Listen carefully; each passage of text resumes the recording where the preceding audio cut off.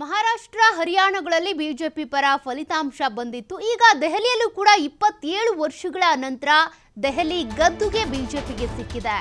ಗೆಲುವು ಸ್ವಾಭಾವಿಕವಾಗಿ ಪ್ರೇರಣೆ ಕೊಡುತ್ತೆ, ಇದು ಕೂಡ ಕೊಟ್ಟಿದೆ. ಅಂದ್ರೆ ದೆಹಲಿಯ ಗೆಲುವು ಏನಿದೆ ಬಿಜೆಪಿಯವರಿಗೆ ಮತ್ತಷ್ಟು ಪ್ರೇರಣೆ ಕೊಟ್ಟಿದೆ ಅಂತ ಬೆಂಗಳೂರಿನಲ್ಲಿ ಎಂಎಲ್ಸಿ ಸಿಟಿ ರವಿ ಪ್ರತಿಕ್ರಿಯೆ ಕೊಟ್ಟಿದ್ದಾರೆ. ಇದೇ ರೀತಿಯಾಗಿ ಮುಂದೆ ಬಿಹಾರದ ಚುನಾವಣೆಯಲ್ಲೂ ಕೂಡ ಎನ್ಡಿಎ ಗೆಲ್ಲುವಂತ ವಿಶ್ವಾಸ ನಮಗೆ ಮೂಡ್ತಾ ಇದೆ. ಕೇಜ್ರಿವಾಲ್ ಅವರ ಸುಳ್ಳಿನ ಮುಖವಾಡ ಕಳಚಿ ಬಿದ್ದಿದೆ. ಕಾಂಗ್ರೆಸ್ ಅವಲೋಕನ ಮಾಡಿಕೊಳ್ಳುವಂತ ಅಗತ್ಯ ಇದೆ. ಕಾಂಗ್ರೆಸ್ಗೆ ಜನ ಒಪ್ಪೋ ನಾಯಕತ್ವ ಇಲ್ಲ. ಅವರಿಗೆ ಯಾರ ಬಗ್ಗೆ ನಿಯತ್ತಿದೆ ಹೇಳಿ? ವಿದೇಶಗಳಲ್ಲಿ ದೇಶಕ್ಕೆ ಸನಾತನ ಧರ್ಮಕ್ಕೆ ಕಾಂಗ್ರೆಸ್ ಅಪಮಾನ ಮಾಡಿದೆ. ಕಾಂಗ್ರೆಸ್ ವಿಸರ್ಜನೆಗೆ ಇದು ಸಕಾಲ ಅಂತ ಸಿಟಿ ರವಿ ಅವರು ಕಾಂಗ್ರೆಸ್ ವಿರುದ್ಧ ವಾಗ್ದಾಳಿ ನಡೆಸಿದ್ದಾರೆ. ಜೊತೆಗೆ ಬಿಜೆಪಿ ಗೆಲುವಿನಿಂದಾಗಿ ನಮಗೆ ಮತ್ತಷ್ಟು ಪ್ರೇರಣೆ ಸಿಗ್ತಾ ಇದೆ. ಮುಂದೆ ಬಿಹಾರದ ಚುನಾವಣೆಯಲ್ಲೂ ಕೂಡ ಎನ್ಡಿಎ ಮತ್ತೆ ಗೆಲುವು ಸಾಧಿಸುತ್ತೆ ಅಂತೇಳಿ ಒಂದಷ್ಟು ಆತ್ಮವಿಶ್ವಾಸದ ಮಾತುಗಳನ್ನು ಆಡಿದ್ದಾರೆ.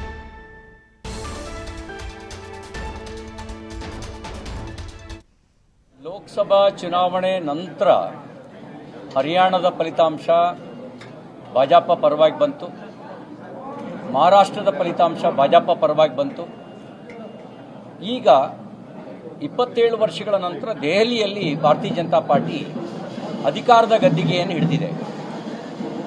ಇದಕ್ಕೆ ಕಾರಣಕರ್ತರಾಗಿರ್ತಕ್ಕಂಥ ಕಾರ್ಯಕರ್ತರಿಗೆ, ದೆಹಲಿಯ ಮಹಾಜನತೆಗೆ ಮತ್ತು ನರೇಂದ್ರ ಮೋದಿಜಿಯವರು, JP ನಡ್ಡಾಜಿಯವರು, ಅಮಿತ್ ಶಾ ರಾದಿಯಾಗಿ ಎಲ್ಲ ನಾಯಕರಿಗೆ ನಾನು ಅಭಿನಂದನೆಗಳನ್ನು ಸಲ್ಲಿಸಲಿಕ್ಕೆ ಬಯಸ್ತೇನೆ.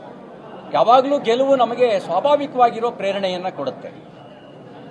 ಈ ಗೆಲುವು ಕೂಡ ನಮಗೆ ಪ್ರೇರಣೆಯನ್ನು ಕೊಟ್ಟಿದೆ. ಬಿಹಾರದಲ್ಲೂ ಮುಂದೆ ಬಿಹಾರದ ಚುನಾವಣೆ, ಬಿಹಾರದಲ್ಲೂ ಎನ್ಡಿಎ ಗೆಲ್ಲುತ್ತೆ ಅಂತಕ್ಕಂಥ ವಿಶ್ವಾಸ ನಮಗೆ ಮೂಡಿ ಬಂದಿದೆ. ಕೇಜ್ರಿವಾಲ್ ಅವರು ಪ್ರಾಮಾಣಿಕ ಅಲ್ಲ, ಭ್ರಷ್ಟ ಅಂತ ಜನರಿಗೆ ಮನವರಿಕೆ ಆಗಿದೆ. ಸುಳ್ಳಿನ ಮುಖವಾಡ ಕಳಚಲೇಬೇಕು. ಸುಳ್ಳಿನ ಮುಖವಾಡ ಕಳಚಿ ಬಿದ್ದಿದೆ. ಸುಳ್ಳಿನ ಮುಖವಾಡ ಕಳಚಿ ಬಿದ್ದ ಕಾರಣಕ್ಕೋಸ್ಕರನೇ ಆಮ್ ಆದ್ಮಿ ಪಾರ್ಟಿ ಸೋತಿದೆ. ಕಾಂಗ್ರೆಸ್ ಅವರು ಅವಲೋಕನ ಮಾಡ್ಕೋಬೇಕು. ಕೇವಲ ನಕಾರಾತ್ಮಕ ಪ್ರಚಾರದಿಂದ ಚುನಾವಣೆ ಗೆಲ್ಲಕ್ಕೆ ಸಾಧ್ಯ ಇಲ್ಲ. ಚುನಾವಣೆ ಗೆಲ್ಲಬೇಕು ಅಂದರೆ ಒಂದು ಪಕ್ಷಕ್ಕೆ ನೀತಿ ಇರಬೇಕು. ಕಾಂಗ್ರೆಸ್ ನೀತಿ ಏನು? ನೇತೃತ್ವ ಇರಬೇಕು. ನಿಮಗೆ ಯಾರ ನೇತೃತ್ವ ಇದೆ? ಜನ ಒಪ್ಪುವ ನೇತೃತ್ವ ಇವತ್ತು ಕಾಂಗ್ರೆಸ್ನಲ್ಲಿ ಉಳಿದಿದೆಯಾ?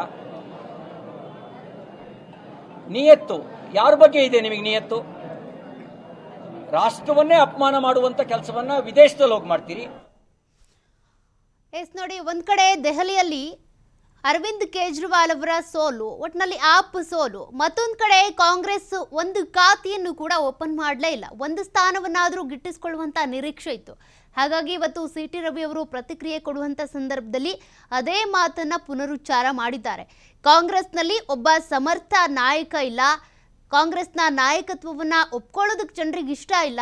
ಹೀಗಾಗಿನೇ ಕಾಂಗ್ರೆಸ್ನನ್ನು ಕೂಡ ನೆಲಕಚ್ಚುವಂತೆ ಮಾಡಿದ್ದಾರೆ. ದೆಹಲಿಯಲ್ಲಿ ಒಂದು ಸ್ಥಾನ ಕೂಡ ಗಳಿಸ್ಕೊಂಡಿಲ್ಲ.